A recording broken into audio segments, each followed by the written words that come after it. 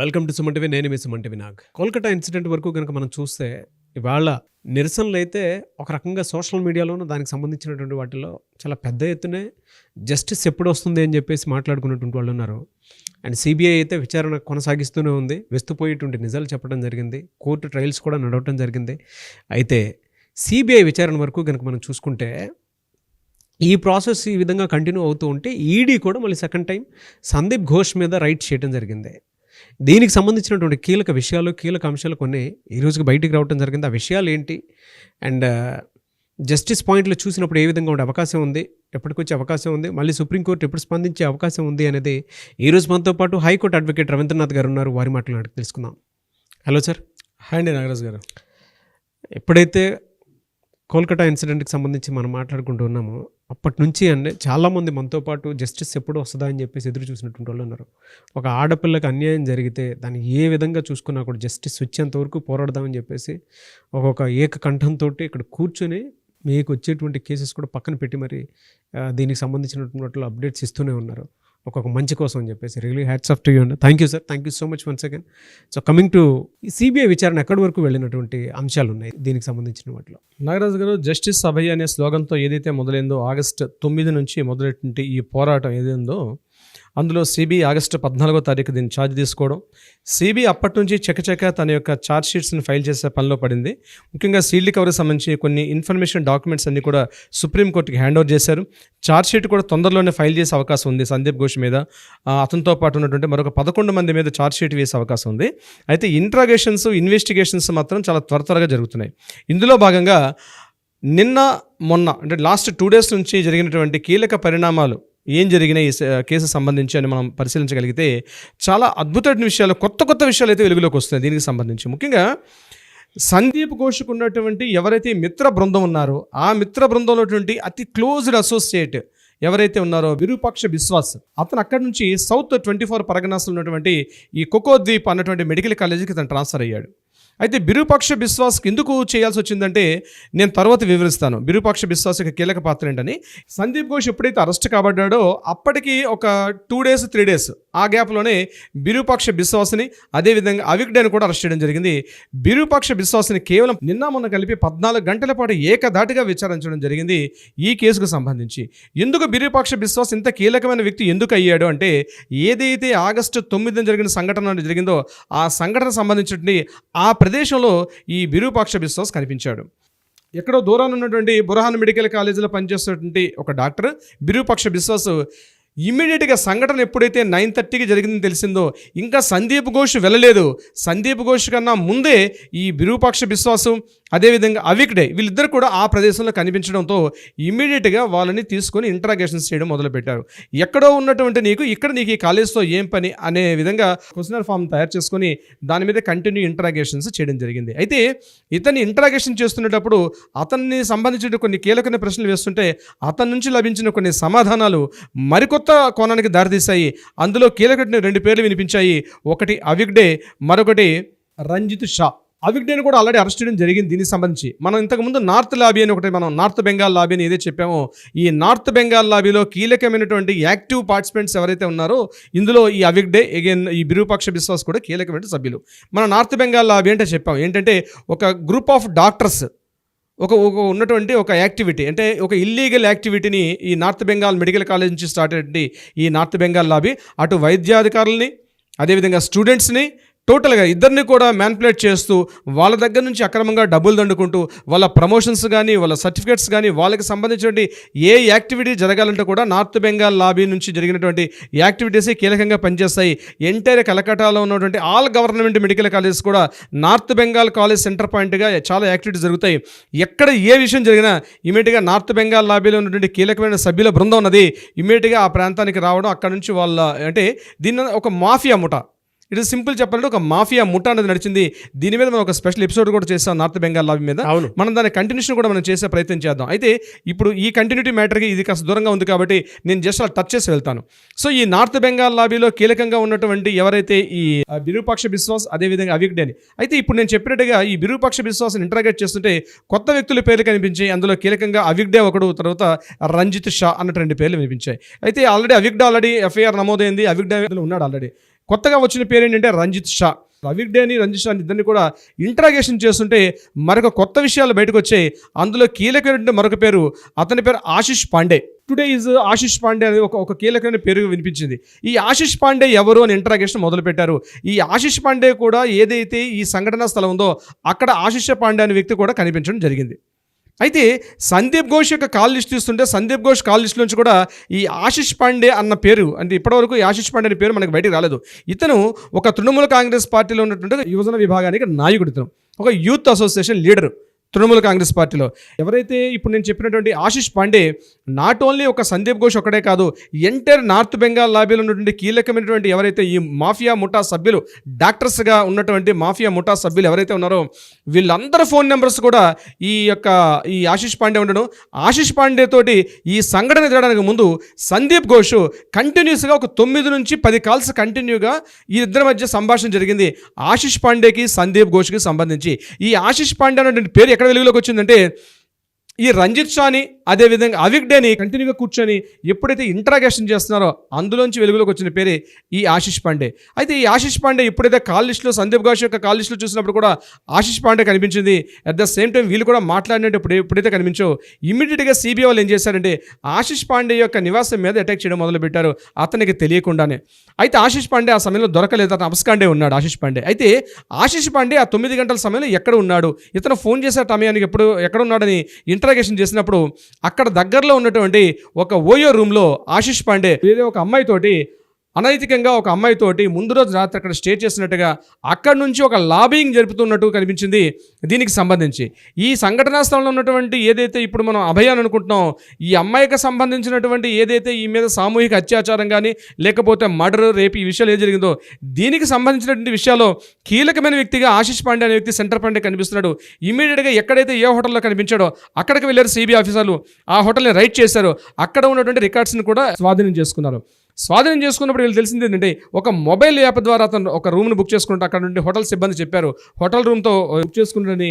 నిన్న ఏ రోజైతే ఆగస్టు 9 జరిగిన సంఘటనకు సంబంధించిందో ఆ ముందు రోజు రాత్రి ఆశిష్ పాండే అదే హోటల్లో స్టే చేసినట్టుగా, ఈ సందర్భంలో చాలా కీలకమైన కొన్ని కాల్స్ మాట్లాడినట్టుగా తెలిసింది. అయితే నిన్న లేట్ అవర్స్లో బహుశా ఆశిష్ పాండేని అరెస్ట్ చేసినట్టుగా మనకు తెలిసింది. అది మనం కన్ఫర్మేషన్ ఇంకా చేయలేదు. బహుశా మనం నెక్స్ట్ ఎపిసోడ్లో ఆశిష్ పాండేని అరెస్ట్ చేశారా చేయలేదా, అతను ఇంట్రాగేట్ చేసి ఏ విషయాలు కొత్త విషయాలు తెలిసింది మనం నెక్స్ట్ ఎపిసోడ్లో చెప్దాం.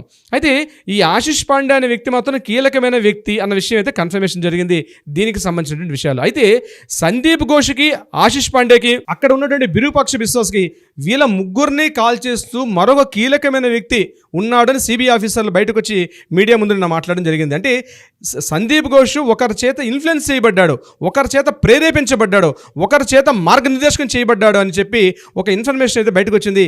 ఎవరి చేత తను ఇన్ఫ్లుయెన్స్ చేయబడ్డాడు అనే విషయం అన్నది బహుశా ఇంట్రాగేషన్ అది కూడా వెలుగులోకి వస్తుంది. నిన్న కూడా సందీప్ ఘోష్ సుమారుగా 16 గంటల పాటు లాస్ట్ 2 డేస్లో మోర్ దెన్ 16 అవర్స్ ఇంట్రాగేషన్ చేయడం జరిగింది. అయితే సిబిఐ వాళ్ళు చేస్తున్న క్వశ్చన్ ఫామే ఉంది. దేని మీద సిబిఐ వాళ్ళు ఇంట్రాగేషన్ చేస్తున్నది మనం ఫైనల్గా ఒక 5 పాయింట్స్ అంతా రాసుకోవడం జరిగింది. దాన్ని మీ ముందుకు ఇచ్చే ప్రయత్నం చేస్తాను నాగరాజ్ గారు. డెఫినెట్గా ఒక 16 గంటల ఇన్వెస్టిగేషన్లో వీటి మీద ఎక్కువ ఫోకస్ చేశారు. ఎగ్జాక్ట్లీ ఏదైతే ఒక 16 గంటలు వీళ్ళు ఇన్వెస్టిగేషన్ చేశారో సిబిఐ ఆఫీసర్లు ఒక 5 క్వశ్చన్ ఫామ్స్ చేశారు. ఇది కీలకమైనటువంటి క్వశ్చన్స్, ఈ 5 పాయింట్స్ కూడా అది నేను మీకు చెప్పే ప్రయత్నం చేస్తాను దీనికి సంబంధించి. డెఫినెట్గా సార్. అందులో మొదటి ప్రశ్న, వైద్యురాలు యొక్క శరీరంపై కాళ్ళు చీలిపోయి ఉన్నాయి, ఇంత క్రూరంగా ఎందుకు చేశారు? ఇది సామూహిక అత్యాచారమా లేకపోతే కేవలం ఒక సింగిల్ పర్సన్ అటెంప్ట్ చేసినటువంటి రేప్ అండ్ మర్డరా? దీని మీదే కొన్ని కంటిన్యూ క్వశ్చన్స్ వేయడం జరిగింది దీనికి సంబంధించి. ఎందుకంటే ఈ వైద్యురాలు శరీరంపై 2 కాళ్ళు చీలిపోయి ఉన్నాయి, ఒక కాలు బెడ్ మీద ఉంది, ఒక కాలు బెడ్ నుంచి కిందకి వేలాడుతున్నట్టుగా ఎవరైతే ఆ మృతురాలు బంధువులు ఎవరైతే ఉన్నారో ఆమె మీడియా ముందుకు వచ్చి సంఘటన జరిగిన రోజునాడు, అంటే ఇక్కడ ఎందుకు ఈ విషయం మృతురాలు యొక్క బంధువుల యొక్క మన సెంటెన్స్ ఎందుకు తీసుకోవాలంటే వీళ్ళు వెళ్ళేసరికే సాక్ష్యాధారాలు తారుమారైపోయి ఉన్నాయి అక్కడికి. సో ఆవిడ ప్రత్యక్షంగా చూసిన ఫస్ట్ విక్టిమ్, అంటే అదర్ దాన్ పోలీస్ డిపార్ట్మెంట్ వాళ్ళు కాకుండా, వైద్యులు కాకుండా మొట్టమొదటిగా చూసిన అవుట్ సైడ్ వ్యక్తి ఎవరైనా ఉన్నారంటే అది మృతురాలు యొక్క బంధువులు. ఆమె చూసింది కాబట్టి ఆమె మీడియా ముందుకు వచ్చి మాట్లాడిన మాటలు యాస్టీస్గా ఉంది. వీలైతే ఆ వీడియో కూడా ప్లే చేయండి నాగరాజు గారు, మన దగ్గర ఉంది, ఆ వీడియో కూడా మీకు ఇచ్చే ప్రయత్నం చేస్తాను. Okay sir. సో దీనికి సంబంధించి ఆవిడ కీలకంగా కొన్ని విషయాలు చెప్పడం జరిగింది. ఆవిడ ఒంటి మీద గాయాలున్నాయి, ఇది సింగిల్ పర్సన్ చేసింది కాదు, ఇది సామూహిక అత్యాచారం అని చెప్పడం జరిగింది. అయితే ఇప్పుడు దొరికినటువంటి ఏదైతే ఇంట్రాగేషన్లో సిబిఐ వాళ్ళు చేస్తున్నటువంటి అవిగ్డే కావచ్చు, బిరూపాక్ష బిశ్వాస్ కావచ్చు, సందీప్ ఘోష్ కావచ్చు, రంజిత్ షా కావచ్చు, ఆశిష్ పాండే కావచ్చు, వీళ్ళ మధ్య జరుగుతున్న ఈ కాల్ లిస్ట్ అంతా కూడా ఇది సామూహిక అత్యాచారమా లేకపోతే సింగిల్గా చేసిందా, సంజయ్ రాయ్ ఒక్కడే అన్న విషయం మీద ఇంకా ఫైనల్ కన్ఫర్మేషన్ రావాలి. డిస్కషన్స్, ఇంట్రాగేషన్స్ అయితే అవుతున్నాయి. ఇది కన్ఫర్మేషన్ అయితే బహుశా సిబిఐ వాళ్ళు ఛార్జ్ షీట్ ఫైల్ చేసే అవకాశం అయితే ఉంటుంది. ఇందులో మొదటి ప్రశ్న ఇప్పుడు నేను చెప్పినట్టుగా వైద్యురాలి శరీరంపై కాళ్ళు చీలి ఉన్నాయి, ఇంత క్రూరంగా ఎందుకు చేశారు, ఇది సామూహిక అత్యాచారమా? రెండవది, సామూహిక అత్యాచారానికి ఆధారాలు ఉన్నాయా? ఇందులో పోలీసులు ఏం చెప్తున్నారు? ఇక్కడ పోలీసులు అంటే సిబిఐ వాళ్ళు కాదండి, మొట్టమొదటిగా తీసుకున్నటువంటి తలా పోలీస్ స్టేషన్లో ఉన్నటువంటి స్టేట్ పోలీసులు ఎవరైతే ఫస్ట్ అక్కడికి వెళ్ళి ఆ సంఘటన స్థలాన్ని క్యాప్చర్ చేసుకున్నారో అసలు పోలీసుల యొక్క ఇన్ఫర్మేషన్ తీసుకున్న ప్రయత్నం చేశారు. ఇది సామూహిక అత్యాచారానికి ఆధారాలు ఉన్నాయా? ఎందుకంటే సిచ్యువేషన్ ఒక రకంగా ఉంది, వీళ్ళు చెప్పే ఒక వెర్షన్ ఉంది కాబట్టి దీని మీద వాళ్ళు రెండో పాయింట్ లేవనెత్తారు. మూడవది, మొదటగా ఆత్మహత్యని ఎందుకు చెప్పారు, ఇప్పుడు అది హత్య అని తేలిందా? అది ఆత్మహత్యనా హత్య? ముందుగా ఆత్మహత్య ఎందుకు చెప్పాల్సి వచ్చింది? దీని మీద మనం లాస్ట్ 2 ఎపిసోడ్స్ చేసాం. ఈ ఒక్క పాయింట్ మీద మనం మాట్లాడడం జరిగింది. దీన్ని అభిజిత్ మండల్ని కంటిన్యూ ఇంట్రాగేషన్ చేసేటప్పుడు వీళ్ళ రికార్డ్స్ జనరల్ డైరీ ఆఫ్ ఇన్ఫర్మేషన్లో ఒక డెడ్ బాడీ ఉంది అని చెప్పి ఇన్ఫర్మేషన్ వచ్చినప్పుడు, ఫోన్ వచ్చినప్పటికీ వీళ్ళు ఏం చేసుకున్నారంటే ఒక స్పృహ తప్పినటువంటి ఒక దేహం ఇక్కడ ఉందని వీళ్ళు రికార్డ్స్ రాసుకున్నారు. అలా ఎందుకు రాయాల్సి వచ్చిందనే విషయం మీద కూడా కొన్ని క్వశ్చన్స్ చేసుకున్నారు. దీని మీద కంప్లైంట్ ఇంట్రాగేషన్ చేశారు. మూడో ప్రశ్న ఇది. నాలుగో ప్రశ్న, సాక్ష్యాధారాలు ఎందుకు తారుమారు చేశారు? ట్యాంపరింగ్ జరిగింది అక్కడ, సాక్ష్యాధారాలు పూర్తిగా ట్యాంపరింగ్ జరిగింది. ఇవి ఎందుకు తారుమారు చేయాల్సిన అవసరం వచ్చింది? దీని మీద ఎవరి ఇన్ఫ్లుయెన్స్ పనిచేస్తుంది? దీని వెనకాల ఉన్నటువంటి కీలకమైన వ్యక్తులు ఎవరు? ఎక్కడో ఉన్నటువంటి నార్త్ బెంగాల్ లాబీలో ఉన్నటువంటి కీలకమైన డాక్టర్లు ఈ సాక్ష్యాధారాలు తారుమారు చేయాల్సిన అవసరం ఏమొచ్చింది అనే విషయం మీద కూలంకుషంగా నా క్వశ్చన్ తయారు చేయడం జరిగింది. మూడోది, సాక్ష్యాలు ట్యాంపరింగ్ జరిగింది. వైద్యుల సాక్ష్యాలను ట్యాంపరింగ్ చేసినప్పుడు పోలీసులు ఏం చేస్తున్నారు, వాళ్ళు తీసుకునే చర్యలు ఏమిటి? ఈ 5 పాయింట్ల మీద నిన్న కంప్లీట్గా సిబిఐ వల్ల 16 గంటల పాటు కంప్లీట్గా ఇంట్రాగేషన్స్, ఇన్వెస్టిగేషన్స్ అన్ని చేయడం జరిగింది నాగరాజు గారు. సో బహుశా దాని యొక్క ఫైనల్ రిపోర్ట్స్ ఏం జరిగింది, ఇంకా ఆల్మోస్ట్ ఫైనల్ స్టేజ్కి వచ్చేసింది. ఇంకా కొద్ది రోజుల్లోనే ఛార్జ్ షీట్ ఫైల్ చేసేస్తారు. ఇప్పుడు ఛార్జ్ షీట్ ఫైల్ చేశారు అంటే ఇక కంప్లీట్గా ఇంకా ట్రయల్ స్టార్ట్ అవుతాయి. ఇప్పుడు ఛార్జ్ షీట్ ఫైల్ చేయలేదు కాబట్టి ఇప్పుడు సీల్డ్ కవర్లో ఇన్ఫర్మేషన్ ఉంది. ఆల్మోస్ట్ నాకు తెలిసి మనకు ఈ సంఘటన జరిగి 44 రోజులకు వస్తుంది కాబట్టి బహుశా ఛార్జ్ షీట్ ఫైల్ చేసి, ఎందుకంటే వీళ్ళకి డెడ్ లైన్ 90 days అని మనం లాస్ట్ చెప్పుకున్నాం. 90 రోజుల్లో సిబిఐ వాళ్ళు చేయాలి. ఎంత తొందరగా చేస్తే సిబిఐ వాళ్ళకి కూడా, వాళ్ళకి డిపార్ట్మెంట్ పరంగా కూడా వాళ్ళకి వస్తుంది. ఇంకొకటి మెయిన్ ఏంటంటే అక్కడ ఈడీ డిపార్ట్మెంట్ సత్యబ్రత కుమార్ గారు కూడా చాలా సపోర్ట్ చేస్తున్నట్టుగా నేను ఒక వార్తలు కూడా రావడం జరిగింది. రీసెంట్గా ఛార్జ్ తీసుకుంటే సత్యబ్రత కుమార్ కూడా ప్రెస్టీజియస్గా తీసుకొని ఎంత తొందరగా వీలైతే అంత తొందరగా ఈ కేసుని ఛార్జ్ షీట్ పెట్టి క్లోజ్ చేసే ఉద్దేశంలో ఆయన కూడా ఉన్నారు. కాబట్టి బహుశా కీలకమైన వ్యక్తులు చాలామంది మారారు. సిబిఐ ఆఫీసర్ల వ్యక్తులు మారారు, అదేవిధంగా ఈడీలో ఉన్న ఆఫీసర్స్ మారారు. సిబిఐ యొక్క పురోగతి తొందరగా ఛార్జ్ షీట్ ఫైల్ చేసి ఒక గుడ్ న్యూస్ చెప్పే అవకాశం అయితే ఉంటుంది. ఎవరైతే మనకు కింద గ్రూపులో వి వాంట్ జస్టిస్ అని ఎవరైతే చెప్తున్నారో బహుశా ఆ న్యూస్ను కూడా విత్ ఇన్ కపుల్ ఆఫ్ డేస్లో మనం చెప్పే అవకాశం ఉంటుంది. వన్స్ ఛార్జ్ షీట్ ఫైల్ అయింది అంటే కేసెస్ ట్రయల్ స్టార్ట్ అవుతుంది. కేసు ట్రయల్స్ స్టార్ట్ చేశారంటే యాజ్ ఎర్లీ యాజ్ పాసిబుల్ తొందరగా జడ్జిమెంట్ వచ్చే అవకాశం ఉంటుంది. ముందు అడ్వకేట్స్కి పని చెప్పాలంటే ఛార్జ్ షీట్ రావాలి. ఛార్జ్ షీట్ రాకుండా అడ్వకేట్స్ కూడా ఇక్కడ పనిచేసే అవకాశం ఉండదు. కాబట్టి నేను అనుకుంటున్నాను వీలైతే ఈ 1-2 daysలో ఛార్జ్ షీట్ ఫైల్ చేసే అవకాశం ఉంటుంది.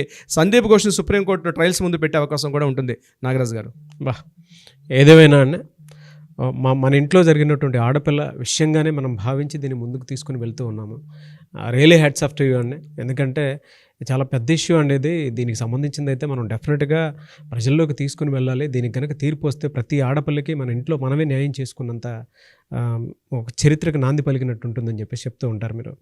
అండ్ అన్నీ పక్కన పెట్టి కూడా ఇవాళ జనరల్గా బిజీగా ఉండేటువంటి షెడ్యూల్లో కూడా అన్నీ పక్కన పెట్టి దీనికి సంబంధించినటువంటి అప్డేట్స్ ఇవ్వడంలో మాత్రం ఎక్కడా కూడా వెనకడుగు వేయకుండా ముందుకు వెళ్తూ ఉన్నారు. సో మనతో పాటు ఆడియన్స్ కూడా ఉన్నారు, వాళ్ళకు కూడా స్పెషల్ థ్యాంక్స్ అని చెప్పాలి. ఇటువంటి ఇన్సిడెంట్స్కి ఒక ఆడపిల్లకి ఏ రకంగా చూసుకున్నా కూడా న్యాయమే చేయాలి, ధర్మబద్ధంగా ఎంత జరగాలో అంత, ఎంతవరకైనా ఎంత ఎక్స్టెండ్ అయినా సరే వెళ్ళినా పర్లేదు, బట్ ఇన్ఫర్మేషన్ మాత్రం ప్రతి ఇంటికి చేరాలి, ఇలాంటివి జరుగుతూ ఉంటాయని చెప్పేసి అవేర్నెస్ క్రియేట్ చేయడంలో మీ పాత్ర చాలా ఉంది. సొసైటీలో కూడా మీలాంటి వాళ్ళకి చాలా మంచి రెస్పెక్ట్ దొరికింది. Really hats off to you అండి. Thank you so much Ravindranath గారు. ఏదేమైనా we want justice, we demand justice.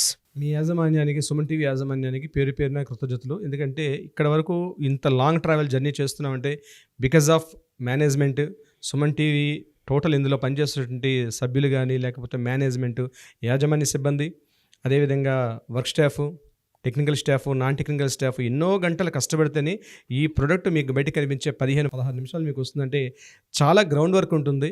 So వీళ్ళందరూ కూడా పేరు పేరున ధన్యవాదాలు నాగరాజ్ గారు. Thank you so much Ravindranath గారు. Thank you so much Nagaraj గారు.